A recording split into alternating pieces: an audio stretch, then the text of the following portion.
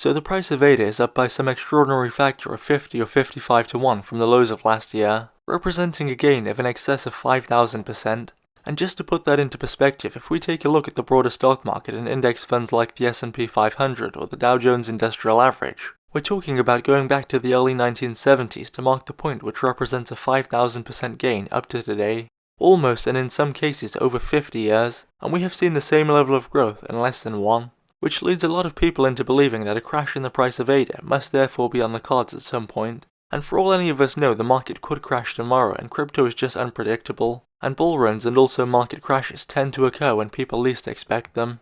And so in terms of where we are today in the market cycle with ADA and where we are likely to be headed from here, on the one hand we have seen a short and concentrated period of just phenomenal gain, and if we look at the 1 or the 3 month chart, the lines seem to be almost vertical, indicating that we are headed toward and are likely in the later stages of a bull run. But as always, there is two sides to the story, and just because something has risen or fallen a lot in value, it does not mean that it's either a good time to buy or sell. We also have to take a look at the changes in the real value of the platform and the future expected growth, and we must also consider the macroeconomic circumstances that surround us, if they are applicable, and this is the one that most people miss out on. Most people just look at the prices and they make their decisions based upon the market price and how cheap or expensive it appears to be on the surface, but that isn't investing, it's just speculating. The whole job of the investor and the way that investors create value is by developing correct perspectives and insights which other people do not have, and which have not been capitalized on. For example, if an investor bought $1,000 worth of ADA at the 5-cent mark, and they did this because they had done their research and concluded that the market pendulum and consensus was overly bearish at the time,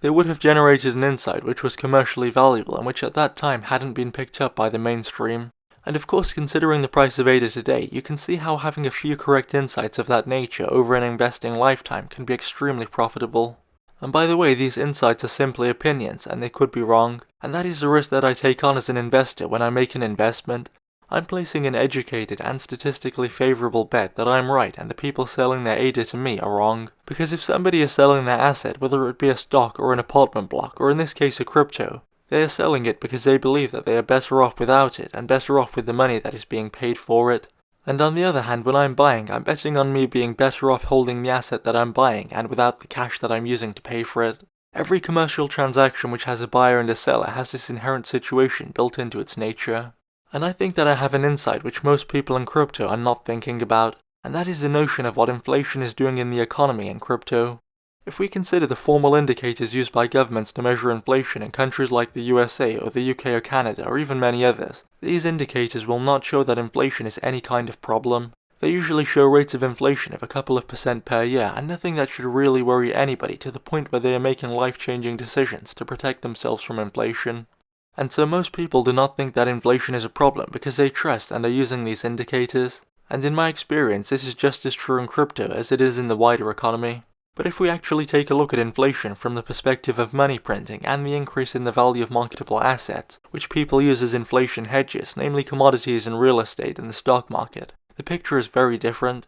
For example, here in the UK, there are geographical areas where the prices of real estate have doubled over the last 4 or 5 years, and where wages are practically the same, and being a real estate investor myself, I know that investors in real estate and the stock market are doing everything they can to get out of government-issued currency and get into real estate, because they have seen the kind of increases in asset prices which have occurred over the last 5 years, and they know that the low interest rates and artificially high supply of credit cause that crazy level of inflation, and they are now seeing the quantitative easing and money printing that is happening today which dwarfs anything that came before it, and they have seen that interest rates have been pulled to levels even lower than before, and that more money than ever is being pumped into the economy in the form of economic stimulus packages and special policies designed to help with the pandemic. But the thing is, most people in crypto are unaware of what this is, and they are unaware of the tidal wave of new people. We're talking about maybe tens of thousands of people daily who are getting into crypto, and therefore using government-issued currency less and less than they used to.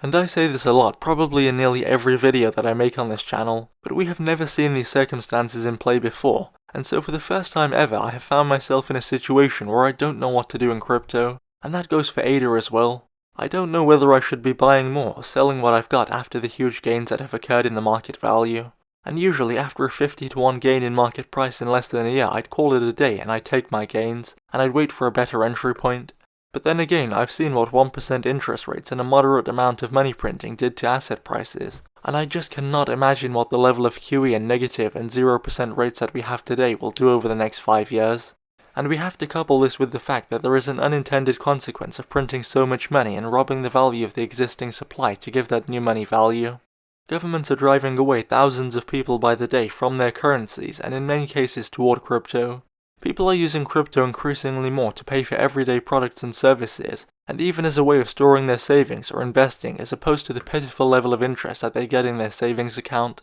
And my best guess is that this self-perpetuating cycle will continue on until things get back to normality in terms of interest rates and QE. But then again, this may go on for years, or even decades. It may go on for an investing lifetime, and so I'm not selling either. And I do actually feel bad for new crypto investors because at least I'm in a position where I already own a fair amount of ADA and other cryptos, and so it's not that bad, and I bought most of my crypto fairly early on and at fairly low prices, and so I can afford to weather a bear market if that's what's coming, and if prices continue to rise I can benefit from uplift and capital appreciation as well. But I know that a lot of people on this channel are fairly new to crypto and haven't had much time to accumulate at low prices or much time to save up and invest. And the truth is, while people may make predictions, including myself, which is fine, at the end of the day they are all opinions. My guess is that on balance prices will continue to rise because of the sheer number of people joining crypto every day, and I do not see the situation stopping anytime soon. And so I think that the increasing numbers of users and investors are supporting the increasing prices.